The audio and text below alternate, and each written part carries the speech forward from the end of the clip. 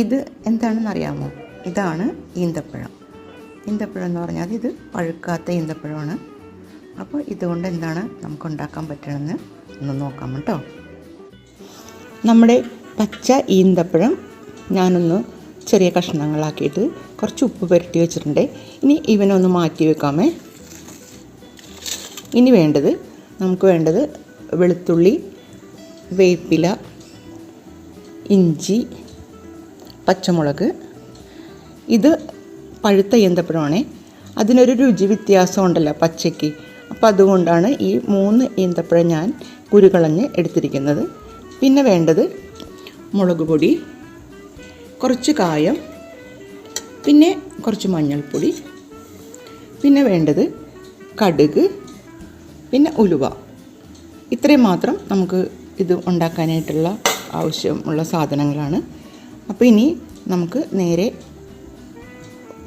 പാചകത്തിലോട്ട് കിടക്കാം അല്ലേ. നമ്മുടെ ചട്ടി ചൂടായി. ഞാൻ അതിലേക്ക് കുറച്ച് എണ്ണ ഒഴിച്ചിട്ടുണ്ട്. ഒരു കാര്യം നേരത്തെ ഞാൻ പറയാൻ വിട്ടുപോയി, വിനാഗിരിയും എണ്ണയും വേണം എന്നുള്ള കാര്യം. കാരണം ഓരോന്ന് പറഞ്ഞു വന്നപ്പോൾ അത് വിട്ടുപോയി കേട്ടോ. അപ്പോൾ പുളി ഇല്ലാത്തത് കൊണ്ട് നമുക്ക് ഇതിലേക്ക് പിന്നെ വിനാഗിരി കൂടി ചേർക്കേണ്ടി വരും. അപ്പോൾ ഞാൻ കടുകും ഉലുവയും ഇടാൻ പോണേ.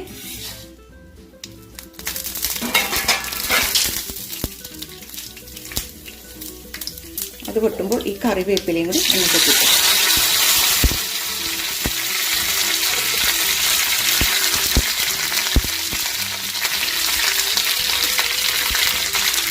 ഇനി നമുക്ക് ഇഞ്ചി ഇടാം കേട്ടോ. ഇഞ്ചി ഇട്ടു. ഇനി വെളുത്തുള്ളി, പച്ചമുളക്,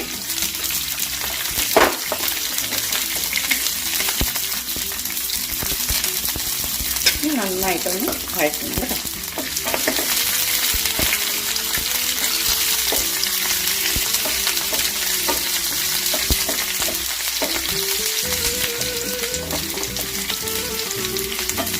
ഇങ്ങനെ നമ്മൾ താളിക്കുമ്പോഴൊക്കെ നല്ല വാസന വരും അല്ലേ.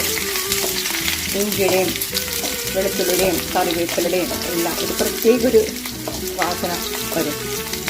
ഇനി ഇതൊന്ന് കുറച്ച് വഴറ്റിയാൽ മതി. അധികം അങ്ങോട്ട് പിന്നെ മുരിഞ്ഞ് വരേണ്ട ആവശ്യമില്ല. ഇനി ഇതിലേക്ക് നമ്മൾ മസാല ഇടാൻ പോലെയാണ്. മുളക് പൊടിയും കായവും ഇതെല്ലാം ഇതിനകത്തേക്ക് ഇടാൻ പോലെയാണ്. അപ്പം തീ കുറച്ച് വെക്കണം, അല്ലെങ്കിൽ അത് കരിഞ്ഞു പോകും.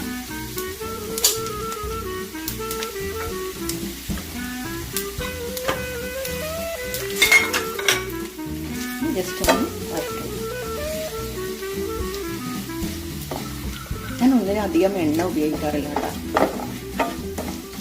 ഇതിലേക്ക് നമ്മുടെ ഈ അരിഞ്ഞ് വെച്ചിരിക്കുന്ന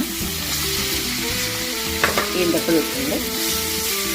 ഈന്തപ്പഴം ഒന്ന് വഴറ്റി കഴിഞ്ഞതിന് ശേഷം നമ്മുടെ പഴുത്ത ഈന്തപ്പഴം കൂടി ഇടുന്നുണ്ട് കേട്ടോ.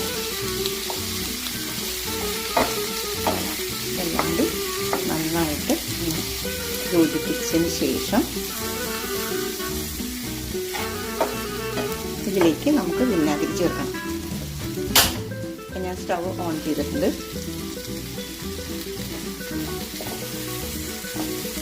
പെട്ടെന്ന് നമുക്ക് ചെയ്യാൻ പറ്റിയ ഒരു അച്ചാറാണ് ഇത്. അധികം സമയമൊന്നും ആവശ്യമില്ല ഇതിന്.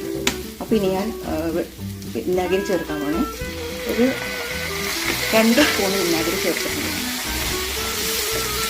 ഇനി ഉപ്പും കൂടി ചേർക്കണം കേട്ടോ. നമുക്ക് ആവശ്യത്തിന് ഉപ്പും കൂടി ചേർക്കണം.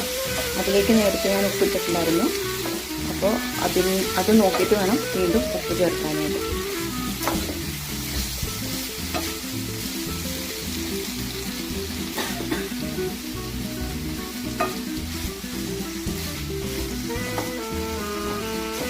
ഇത് ഒരു പരീക്ഷണമാണ്. ഇത് വിജയിക്കുമെന്ന് എനിക്കറിയില്ല. എന്നാലും എല്ലാം നമ്മൾ പരീക്ഷിച്ച് നോക്കണമല്ലോ അല്ലേ. പൂർവികരൊന്നും നമ്മളിതുപോലെ ഒന്നും പഠിപ്പിച്ചിട്ടില്ല. നമ്മളെല്ലാവരും ഓരോരുത്തരും ഇങ്ങനെ ഒന്ന് ചെയ്ത് പഠിക്കണേയല്ല. അപ്പോൾ നമ്മുടെ അച്ചാർ റെഡി ആയിട്ടുണ്ട്. ഞാൻ സ്റ്റവ് ഓഫ് ചെയ്യാൻ പോകുന്നതാണ്.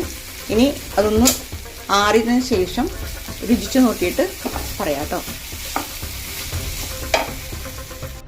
അപ്പോൾ നമ്മുടെ ഈന്തപ്പഴം അച്ചാർ റെഡി ആയിട്ടുണ്ട്. ഇനി നമുക്കിത് കുപ്പിയിലോട്ട് മാറ്റാം കേട്ടോ.